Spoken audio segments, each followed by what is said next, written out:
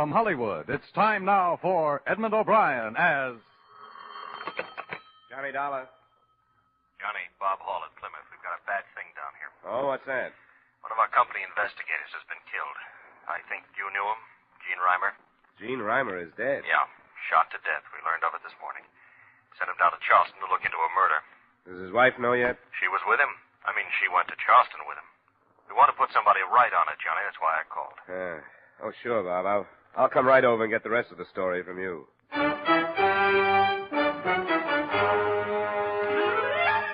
Edmund O'Brien in another adventure of the man with the action-packed expense account, America's fabulous freelance insurance investigator. Yours truly, Johnny Dollar.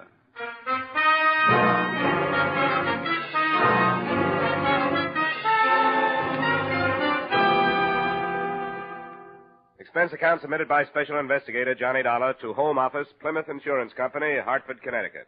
The following is an accounting of expenditures during my investigation of the Leland Blackburn matter. Expense account item 1, $250 cab fare from my apartment to the Plymouth building. Hey, Johnny. Yeah? Oh, hi, Merle. What are you doing down here? From the Gene Reimer shooting. I wondered if you'd heard. He talked a lot about you. You were good friends. We learned the business together in the Pinkerton agency. Almost opened our own office. It didn't pan out. I wish it had. We're going to miss him around here. He was a great guy. Yeah. Well, Bob Hall's waiting for me, Merle. I'd better get in there. Sure. Good luck, Johnny. Mr. Dollar, he's waiting for you. You can go right in. Thanks. How are you, Bob? Thanks for coming right over, Johnny. Wouldn't have blamed you if you turned it down. Forget it. I feel pretty awful about it. I gave the case to Gene myself. He wasn't up for one, but there would have been some extra money for him. I knew he needed it. He didn't have to take the case. He didn't have to earn a living this way. It's a funny thing for you to say. Well, there's no other way to look at it. You can't hunt trouble forever without finally running into some. I got the idea that you were his friend. I was. But you aren't hiring a friend, Bob. You're hiring an investigator. If you want me to go to work on this, I'd better get some facts. I don't understand you. What about the case he was on? You said it was murder? A policyholder named Leland Blackburn was bludgeoned to death in his home. How long had Gene been on it? Less than a week, 5 days. Had he sent in any report on what he'd learned? No, he hadn't. Is that all? That's all I know. He was staying at the Hotel Lee. His wife is still there. As I said, she'd been with him. I suggest you talk to her first. I will. I'll leave as soon as I can get plane space. All right, Johnny. Good luck.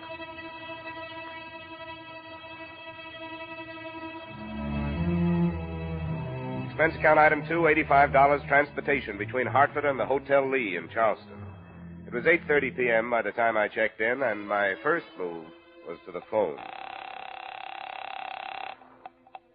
Yes? This is Johnny, Barbara.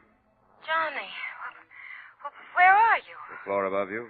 The Plymouth company sent me down to look into Gene's death. Oh, I'm glad you're here, Johnny. When will I see you? As soon as possible. Well, give me just 15 minutes to put a face on it. Come on down.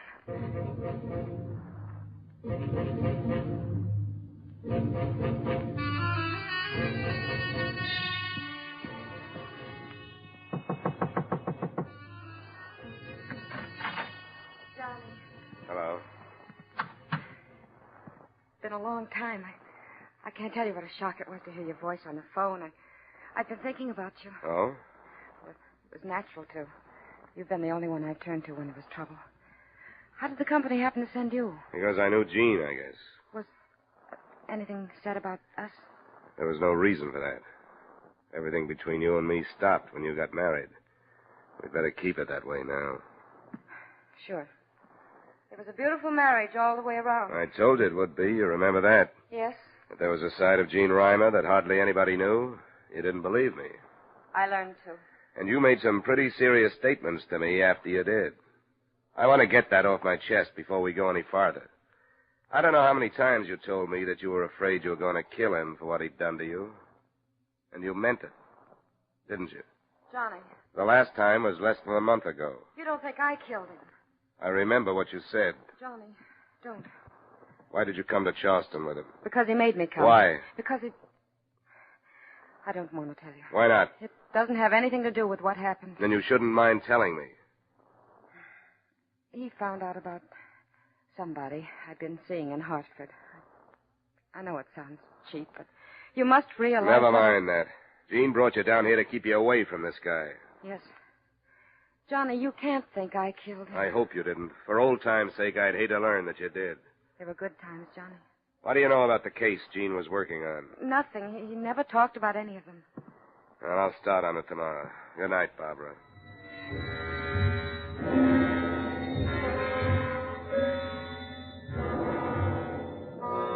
Expense account item 3, $2 cab fare the next morning to police headquarters, where I met Lieutenant Sims, the officer in charge of both killings.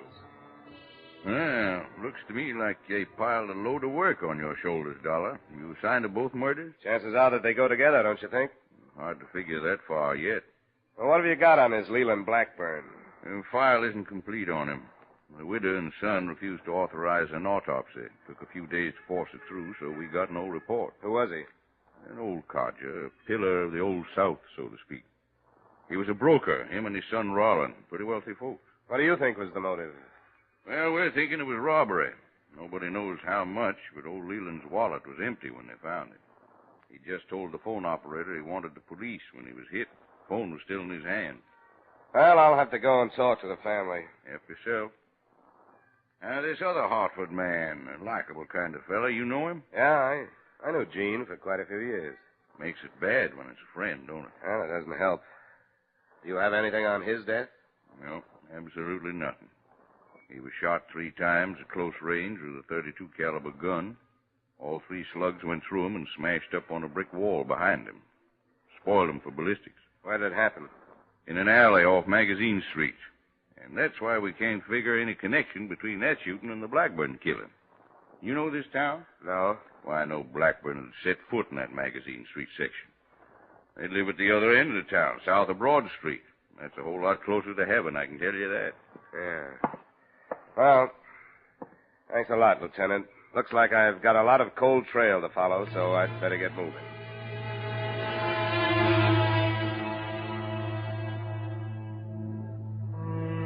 Later that day, after checking my phone to learn when the son would be home, I went to the Blackburn residence.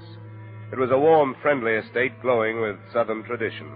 The same thing could have been said about the widow, Mrs. Blackburn, but son Rollin must have taken after his father.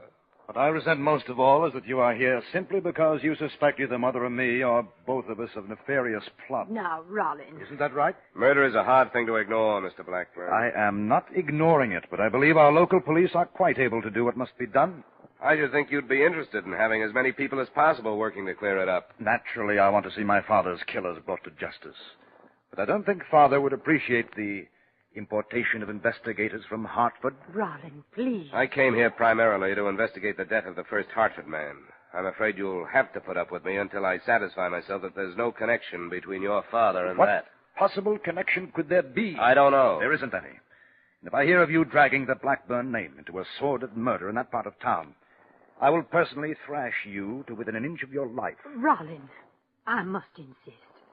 I think perhaps that if you left, Mr. Dollar and I could conclude this meeting much more rapidly.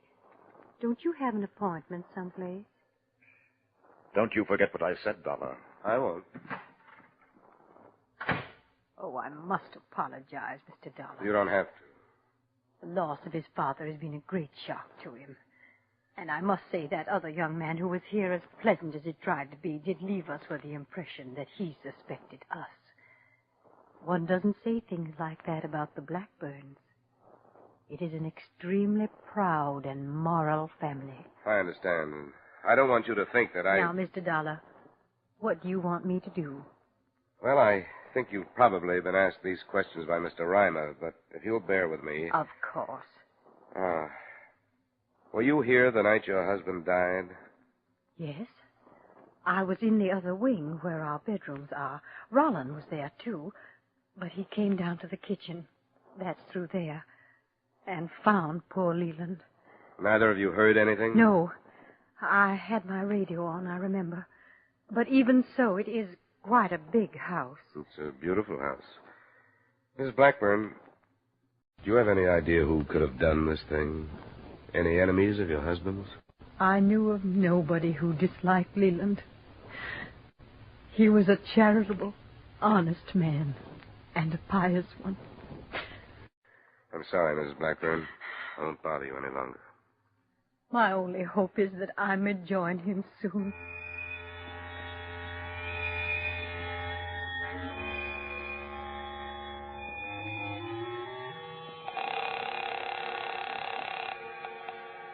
Lieutenant Sims. This is Dollar, Lieutenant. Oh, yeah. What have you been up to? I've been out to see the Blackburns. How did you reconstruct the killing out there? Well, like I said, he still had the phone in his hand. He'd been hit a number of times with some blunt instrument. Anything to make you think there was more than one killer? No. The wounds were all on the right side of the head. Struck from behind by a right-handed man. Why? Well, the son. He was a little agitated at my being there. He said killers. What's that? He said he wanted to see his father's killers brought to justice. Plural. What would make him say a thing like that? I don't know. Well, as it stands, it's not worth anything as evidence, but I thought I'd tell you.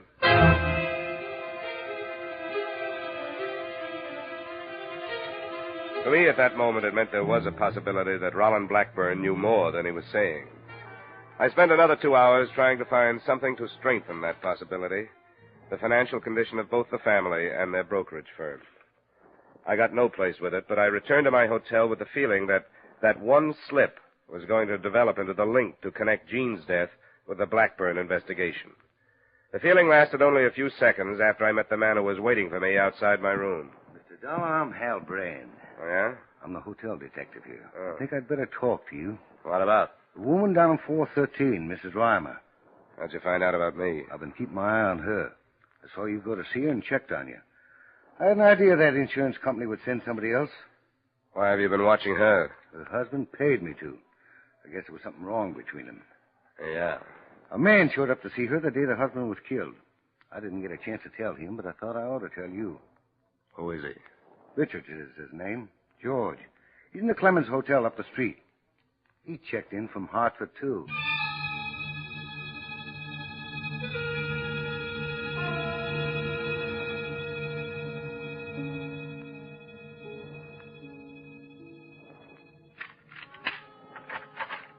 Come on in the room, Brian. I want to hear the rest of it. Sure. There isn't much more.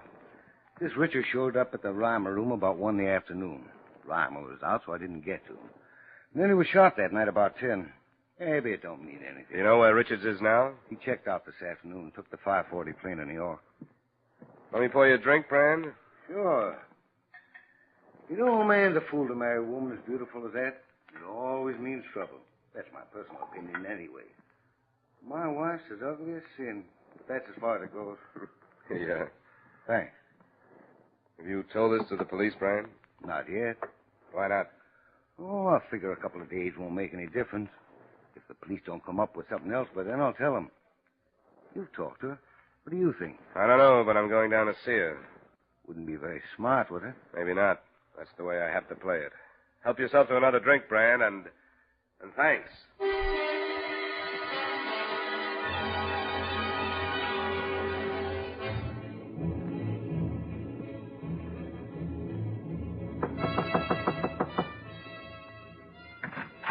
I've got to see you. Sure, Johnny. Come in. What's the matter? Why'd you lie to me last night? I didn't. I don't understand. George Richards. Why didn't you tell me he was here? How did you find out? He was seen coming to this room. Why didn't you tell me? I was afraid to. Yeah, that I believe. I put myself out on a limb for you today because I thought there was a chance you wouldn't lie to me. I withheld information. They want a motive for Jean's murder, and I didn't mention you. I didn't kill him. That doesn't mean anything now that there's Richards. I didn't know he was here until I opened that door. He stayed here 10 minutes, and I made him leave. I told him to go back home or there'd be real trouble. He didn't leave until this afternoon. I didn't know that. Johnny, I know I should have told you last night.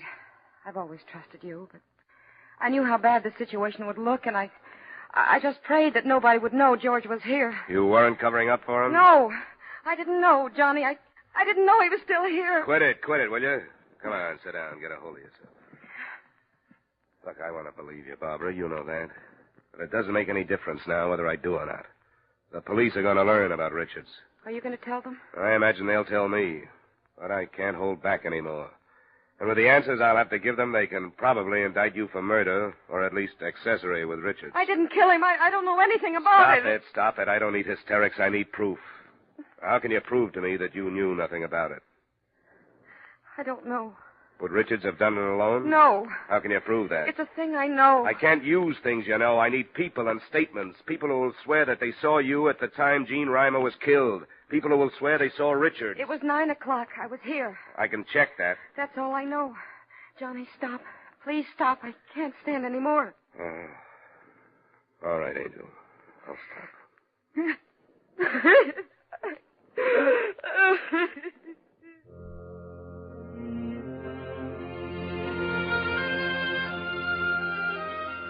I tried to find an alibi for George Richards that night, but a stranger in a city the size of Charleston is hard to nail down.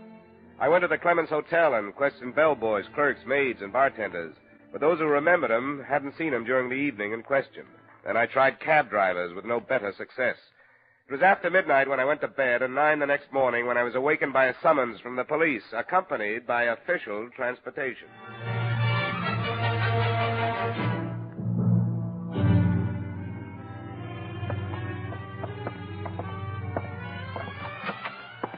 Here he is, Lieutenant. Thanks, Sergeant. You can wait outside. Yes. Sit down, Dollar. Thanks. I had an interesting chat with the hotel detective where you were stopping. Oh, I'm not surprised, Lieutenant. What's the matter with you, son? You put yourself in a pretty darn serious position by holding back information from me. Why'd you do it? I'm not sure. You admitted knowing that Gene Reimer. Why didn't you tell me then that you knew about trouble between him and his wife? Well, I wanted to check the other angles first, the Blackburn investigation. How bad was this trouble?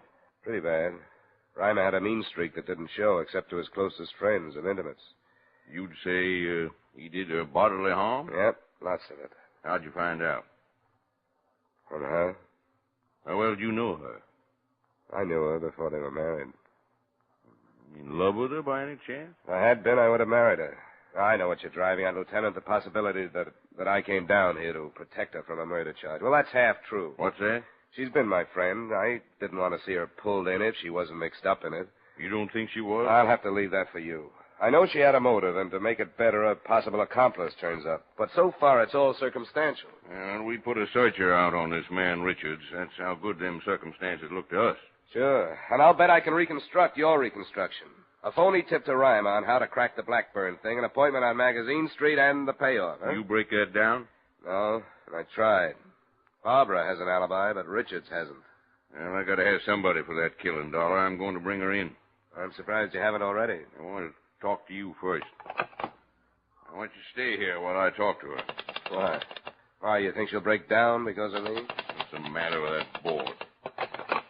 I'll be right back. I gotta go get a man to pick her up.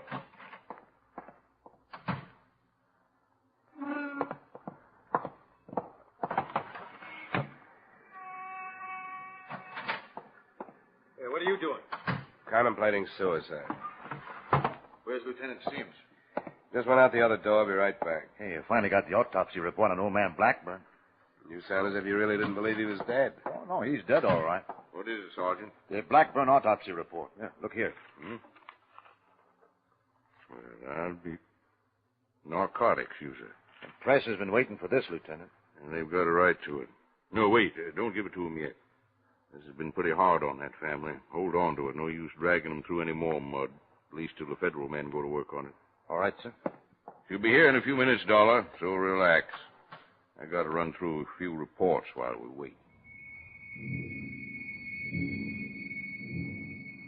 It was hardly the time for relaxation, but I tried.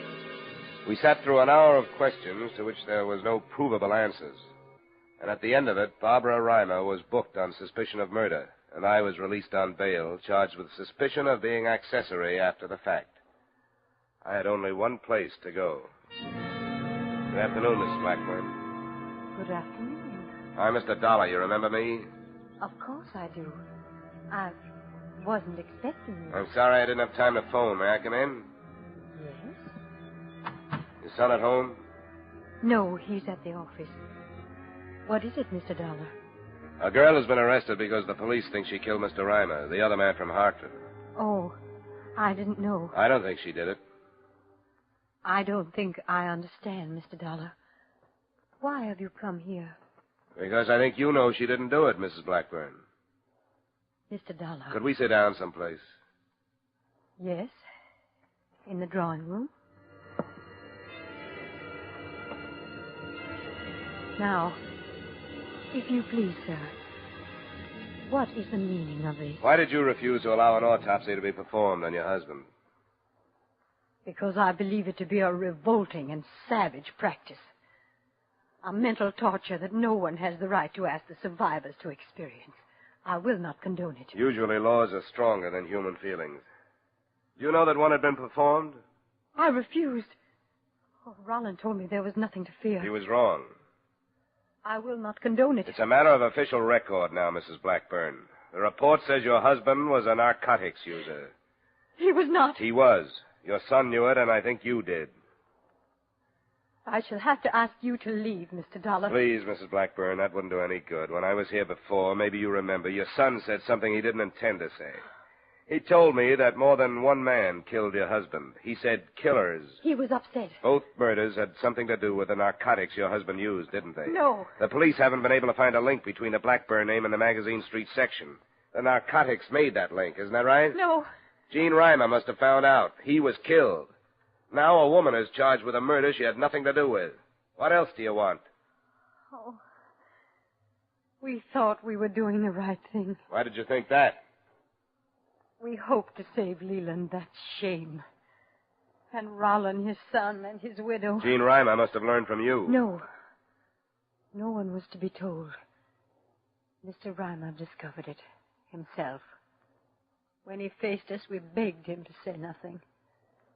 But when he threatened us, we told him their names. The names of the people who supplied your husband? Yes, and made a hell of our lives. They've extorted money from us for almost 10 years. We, of the inviolate family. They killed your husband. They came that night to force him to buy more. And when he refused and tried to telephone the police, they killed him. I want you to tell me who these people are. We told Mr. Reimer. And he... I won't go alone. It will be finished then. This farce we live. It would be finished anyway. Oh, yes. We go no further. There are two. One is named Miller. The other Stone. Where do I find him? You won't go alone. We've caused one death. I'll be all right. All right. I'll tell you where to find them.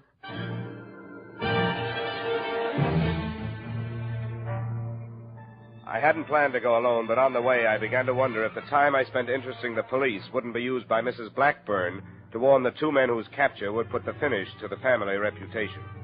So I didn't contact Lieutenant Sims. Instead, I stopped by my hotel to pick up an automatic and cabbed to the Magazine Street address by myself. This is the place. I'd take it easy up there if I was you. Thanks, I will. Here you are. Thanks, sir.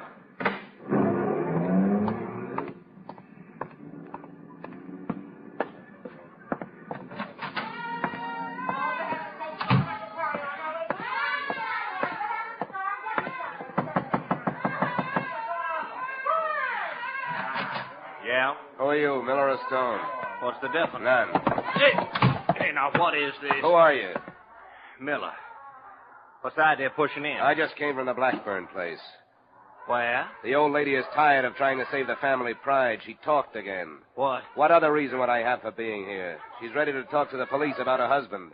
I'm ready to talk to you about Gene Reimer. I don't get it. You'd better start. Come on. Where? Out the door. We'll find our way. Now, listen to me. You can't pull a man around like this without saying why I haven't done nothing. Then why argue? All right, I'll go. Miller! Miller! Miller? Get away from me. Find Stone. I gotta talk to Stone.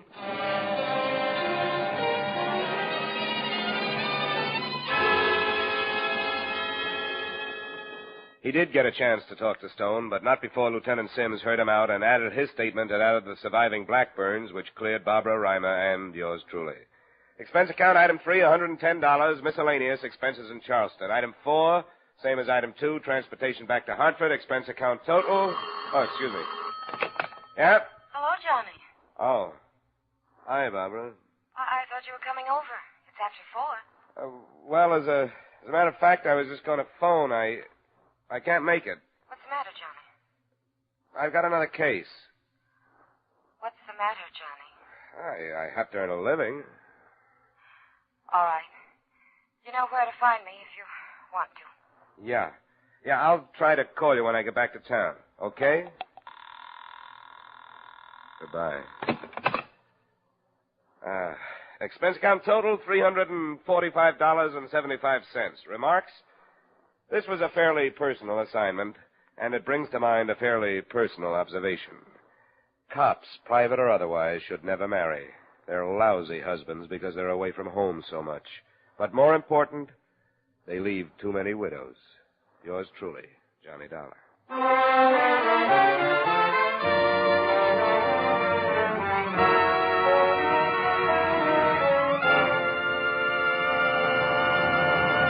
Yours truly, Johnny Dollar, stars Edmund O'Brien in the title role and is written by Gil Dowd with music by Wilbur Hatch. Edmund O'Brien's latest picture is the Paramount Pictures production, Warpath.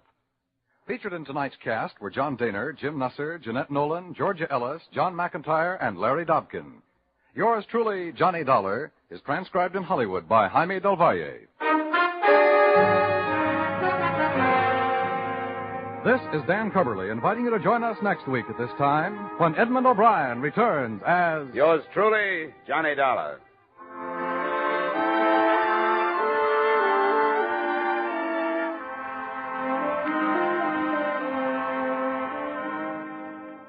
You can sing it again on CBS tonight for a whole hour of fun-packed, music-packed entertainment. And maybe Dan Seymour will be calling you to solve one of the tuneful little riddle songs that lead to a chance at radio's largest cash jackpot, $5,000, plus $10,000 more in wonderful prizes. Alan Dale, Judy Lynn, Bob Howard, the Riddlers, and Ray Block's orchestra are on hand to sing and play the riddle tunes leading up to Dan Seymour's coast-to-coast calls. Be listening again later tonight when Sing It Again comes along on most of these same CBS stations. Now stay tuned for Von Monroe's Caravan, which follows immediately on most of these same CBS stations.